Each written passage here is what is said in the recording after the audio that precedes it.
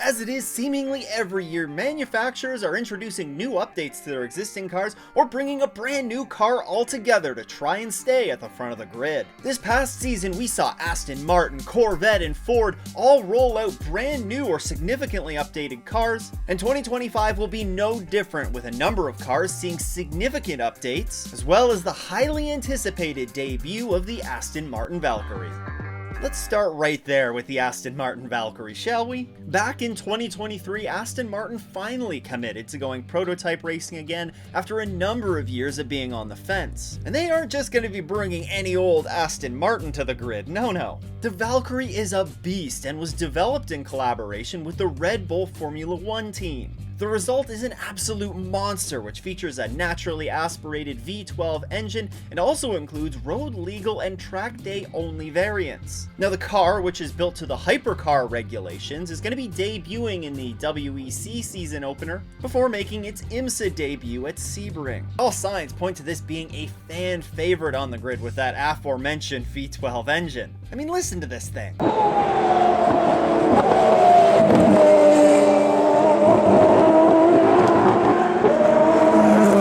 The program will undertake a dual Imsa and WEC schedule in 2025, partnering for both of those programs with the heart of racing. The team has been hard at work testing these cars in preparation for this season, actually just recently unveiled their first two full season drivers. Tasked with driving the Valkyrie in the World Endurance Championship will be Harry Tinknell in the 007 entry and Alex Riberas in the 009. On the Imsa side of things though, we're not likely to see full season drivers confirmed for this car for a little bit longer. However, despite the team not being present for the season opening Rolex 24 on the GTP side of things, the team opted to add a second entry to the Rolex 24 to complement their GTD effort, as they'll return to the GTD Pro class with the number 007. Driving the 007 at the Rolex 24 will be Alex Riberas, Ross Gunn, Roman DeAngelis, and Marco Sorensen. Now, given that we know Riberas has already been confirmed for a full season WEC role, and given Sorensen's familiarity with the WEC, I think we'll likely see him also land a full season role there.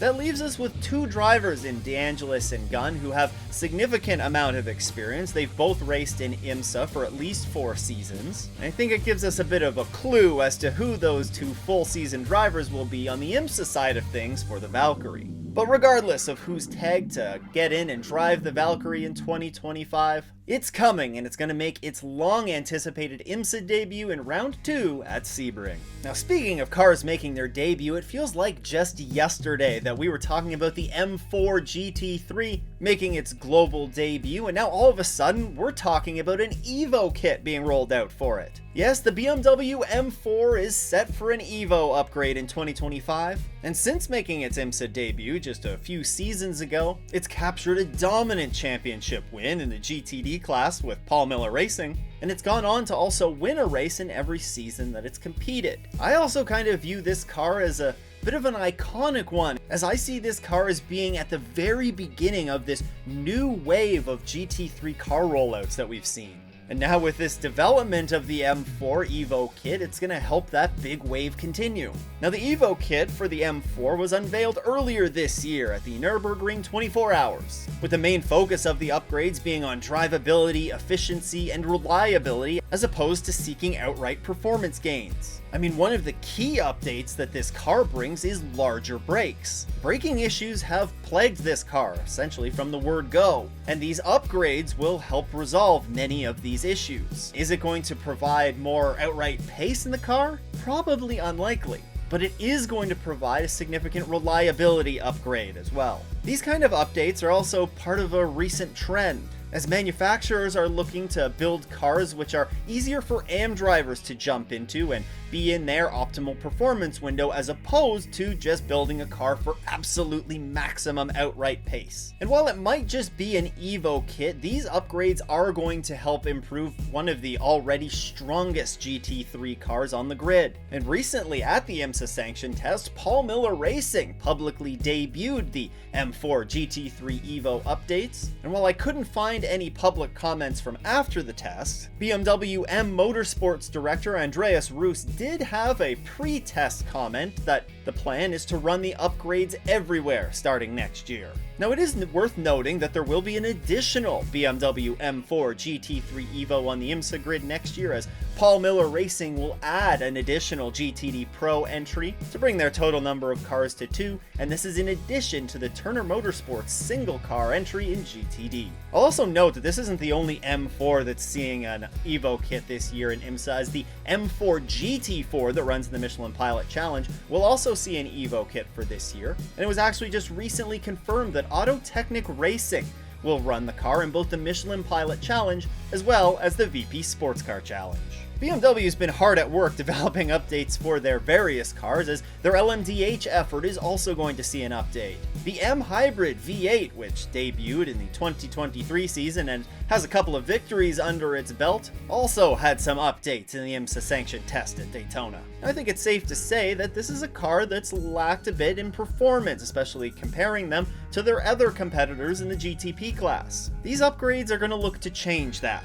Now, I couldn't really find any details on what some of these changes entail, and some of this might be because it's still unclear of whether BMW is going to have to use one of their Evo Jokers to make these upgrades. Manufacturers are allowed 5 of these Evo Jokers over the course of the car's homologation, and these are essentially approved upgrades to significant systems on the car. Now, at the IMSA sanctioned test, it wasn't the first time that BMW had run these upgrades either, as their WEC counterpart, Team WRT, had also run these upgrades in the end-of-season rookie test in Bahrain. There's actually a number of upgrades that are going to be coming to the GTP grid this season, and Cadillac is among the ones upgrading their car. In fact, Cadillac is going to be taking their first Evo Joker for the 2025 season, and with the updates, they're looking at implementing a new control system, electronics package that aims to improve consistency and reliability in their LMDH. Now, this is the first of the 5 Evo Jokers that Cadillac is permitted to take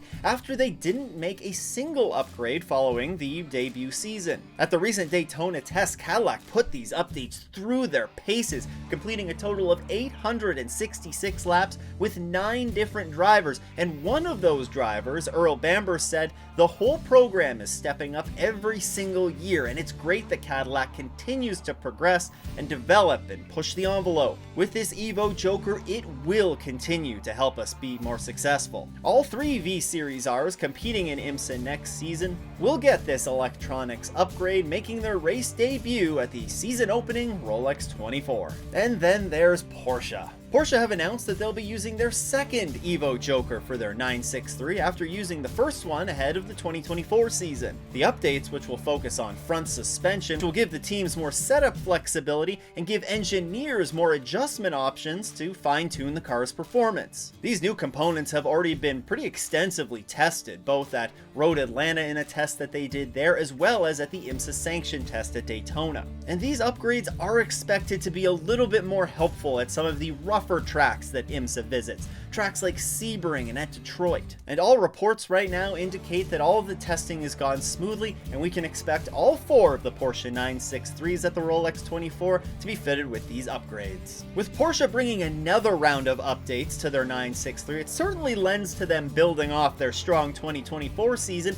heading into 2025. I discussed this and other big takeaways from the 2024 season right here. A huge shout out to all the channel supporters. If you too want to support the show, you can head to patreon.com/offintheesses or click that join button below. Once again though, thanks for tuning in. I hope everyone has a great race weekend and doesn't go off in the S's.